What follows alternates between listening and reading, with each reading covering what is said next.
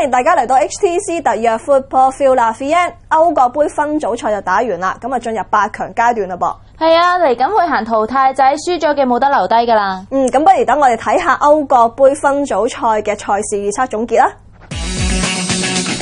分組賽嘅總結 A 組，我哋貼中咗1場主客和，俄羅斯對捷克中咗 2.25 倍主客和。B 組，我哋貼中咗3場主客和同1個波膽。丹麥對葡萄牙中咗 1.95 倍主客和，葡萄牙對荷蘭中咗 2.53 倍主客和同9倍波膽。丹麥對德國中咗 1.48 倍主客和。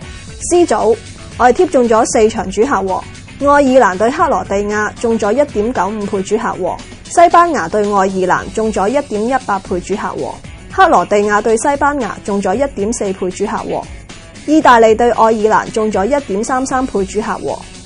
D 組，我哋貼中咗3場主客和同1個波膽，法國對英格蘭中咗 2.95 倍主客和同5倍波膽，烏克蘭對法國中咗 1.95 倍主客和，烏克蘭對英格蘭中咗 1.83 倍主客和。目前為止，我哋預測咗24場波，貼中咗11場主客和同2個波膽，命中率超過45%。而當中貼中咗最多嘅主客和係法國對英格蘭，有 2.95 倍，而葡萄牙對荷蘭就貼中咗9倍嘅波膽。首先睇下捷克對葡萄牙，捷克咧上場對住有主場之利嘅波蘭咧都可以贏到波喎，咁今場對住葡萄牙可唔可以再下一城呢？捷克上場雖然贏咗波出線，而且整體表現亦都唔錯啊，但係今場咧對住有狀態 fit 到漏嘅斯朗同埋蘭尼坐鎮嘅葡萄牙咧，睇嚟未必打得入4強啦，今場要輸2-1啦。預測賽果，捷克對葡萄牙係1-2嘅。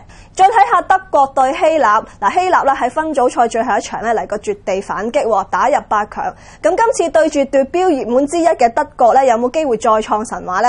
德國上場雖然贏咗波啊，但係贏得比較吃力啊，而且佢哋嘅表現亦都唔係好突出。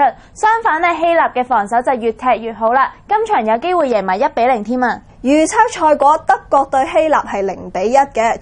跟住睇西班牙對法國，兩隊喺分組賽咧嘅表現都唔錯啦。咁佢哋實力咁接近，呢場大戰你點睇呢？法國最近輸波之餘咧，連1球都入唔到啊，可能咧會影響晒成隊嘅士氣噶。相反咧，西班牙喺近年嘅大賽表現咧都會越踢越好，相信今場咧贏到1-0啊！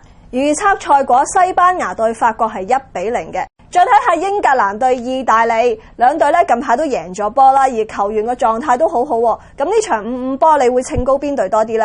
兩隊喺分組賽嘅表現都打得唔錯，防守亦都做得好好啊。關鍵呢就係在於球員嘅臨場發揮啦。相信兩隊喺呢一場生死戰裏面咧都會搏到盡噶啦。今場呢1-1和波收場啦。